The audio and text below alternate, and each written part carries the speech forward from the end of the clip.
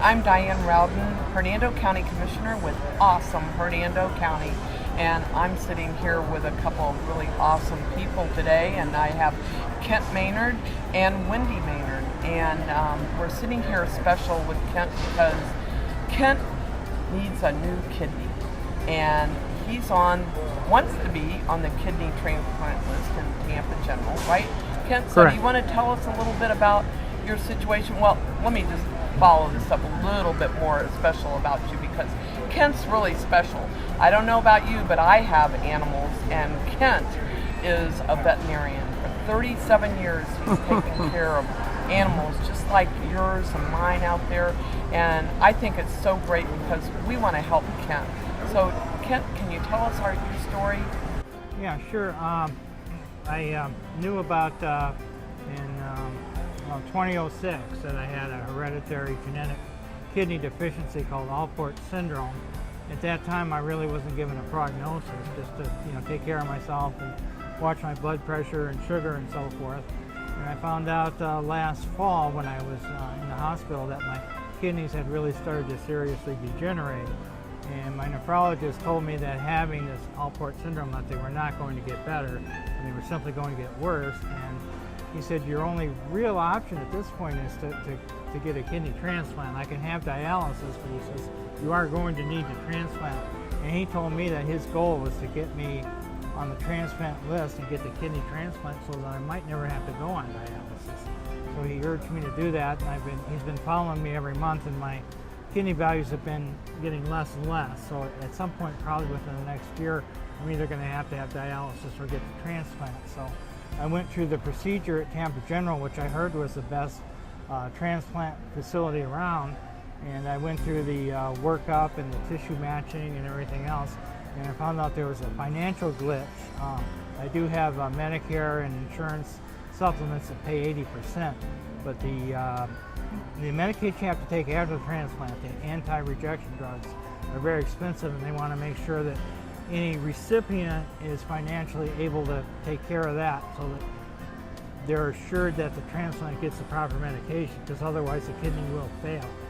And they required me to have another approximately $8,000 in my savings account and my bank accounts, which I don't have at this time. Therefore, I was refused to be put on the transplant list. So I'm trying to raise the money. You've been unable to work for several years because of your disability. I've had some disability issues in the past, but I am currently working. But I just don't have enough in the bank. And we all know how it is to day-to-day meeting our needs. And it's a situation that you have a GoFundMe account out there, Kent Maynard. Yeah, I started that a couple months ago. And also, what I'd like to tell people is that people can be a living donor. Right. And there's a lot of people, especially for kidneys, that have donated, to other people, to family members. So, people who are listening out there who would like to help Kent. And with the matching program, they don't have to be a match for me.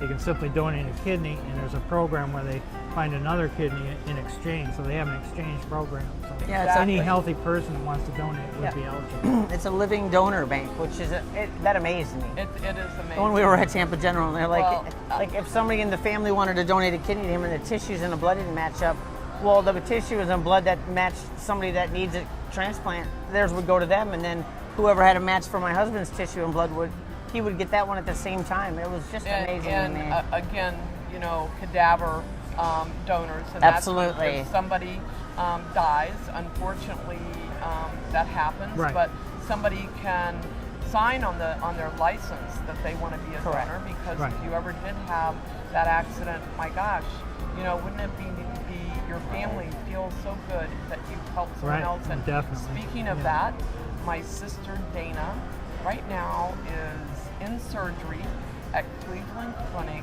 getting a liver transplant because she's been sick for 10 years, and they called her yesterday. She lives in Denver, and but we've gone to Cleveland and gotten her all situated on the list, and they called her with a match, and she will be in surgery. By the time people hear this story, she'll be out of surgery, but right now she's getting that liver, and her life will change immediately. And she had a living donor. Did she have a living donor? No, this is not a living donor. This is Just a cadaver. a cadaver. Yep. But with liver, what's interesting is people can actually be a live liver donor where they give a portion of their liver. They take out the other person's liver. They attach it within 6 weeks. It rejuvenates to the original size. So it's incredible. So, and this is Wendy. Wendy, would you like to? You're the caregiver, Yes. right? Yes. So would you like to say something here about? Well, I just, we had a fundraiser. I work at Chick-fil-A in Brooksville, and I've been there for almost 8 years. And the support from the community and the people at Chick-fil-A and the regular guests and family and church family and then friends have just been amazing. We had a really good fundraiser last night for my husband, and we raised $2,000.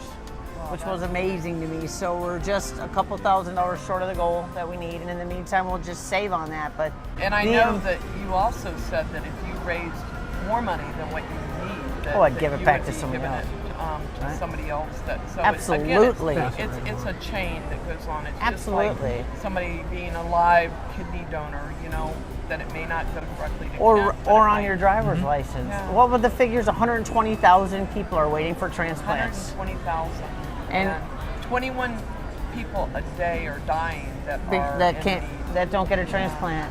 So it's so important to put that on your driver's license. And they're not going to, believe me, they're not going to take Yeah. anything from you while you're living.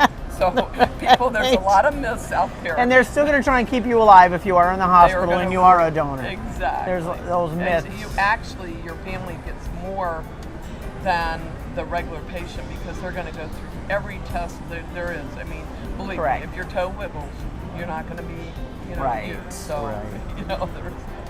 But Kent, would you like to say anything else here while we're talking to our friends out there? I just want to say I'm very grateful for the support I've gotten thus far. I mean, it's very heartwarming. So I have a real sense of gratitude so far, and I have still a lot of hope. You know, I have faith in the Lord, and I know everything's going to work out.